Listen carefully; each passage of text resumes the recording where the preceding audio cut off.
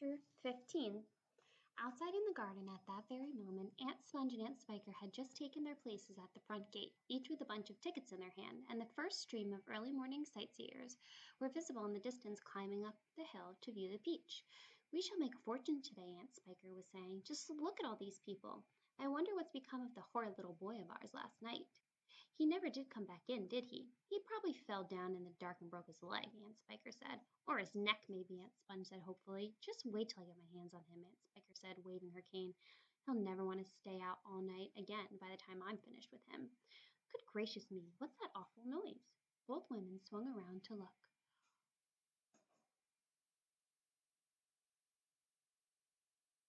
The noise, of course, had been caused by the giant peach crashing through the fence that surrounded it, and now gathering speed every second it came rolling across the garden towards the place where Aunt Sponge and Aunt Spiker were standing. They gaped, they screamed, they started to run, they panicked, they both got in each other's way, they began pushing and jolting, and each of them was thinking only about saving herself.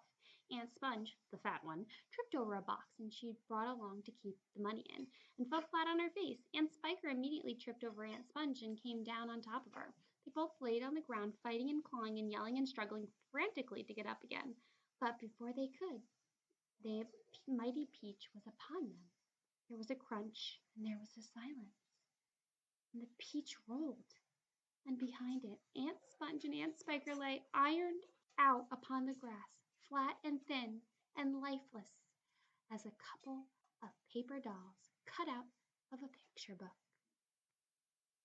And now the peach had broken out of the garden and was over the edge of the hill, rolling and bouncing down the steep slope at a terrific pace. Faster and faster and faster it went, and the crowds of people who were climbing up the hill suddenly caught sight of the terrible monster plunging down upon them, and they screamed and scattered to the right and left as it was hurling by. At the bottom of the hill it charged across the road, knocking over a telephone pole, flattening two parked automobiles as it went by. Then it rushed madly across 20 fields, breaking down all the fences and hedges in its path. It went right through the middle of the herd of fine Jersey cows, and then through a flock of sheep, and then through a paddock full of horses, and then through a yard full of pigs, and soon the whole countryside was a seething mass of panic-stricken by animals stampeding in all directions.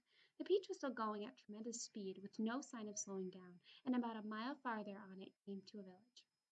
Down the main street of the village it rolled, with people leaping frantically out of its path right and left, and at the end of the street it went crashing right through the wall of an enormous building, and out the other side, leaving two gaping holes in the brickwork. The building happened to be a famous factory where they made chocolate, and almost at once a great river of warm melted chocolate came pouring out of the holes in the factory walls. A minute later this brown sticky mess was flowing through every street in the village, oozing under the doors of houses into people's shops and gardens.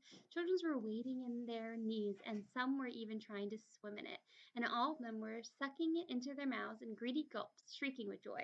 But the peach rushed across the countryside, and one on one, leaving a trail of destruction in its wake.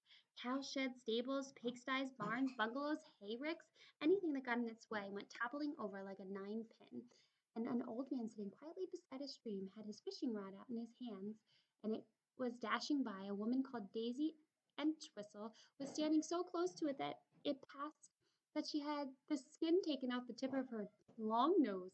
Would it ever stop? Why should it? A round object always keeps on rolling as long as it's downhill, and in this case the land sloped downhill all the way until it reached the ocean. The same ocean that James had begged his aunts to be allowed to visit the day before. Well, perhaps he was going to visit it now.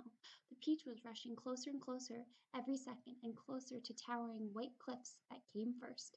These cliffs are the most famous in the whole of England, and they are hundreds of feet high.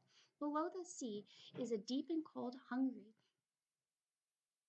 Below them, the sea is deep, cold, and hungry. Many ships have been swallowed up and lost forever in the part of the coast, and all men and women who were in them as well. The peach was now only 100 yards away from the cliffs, now 50, now 20, now 10, now 5, and when it reached the edge of the cliff, it seemed to leap up in the sky and hang there for a second.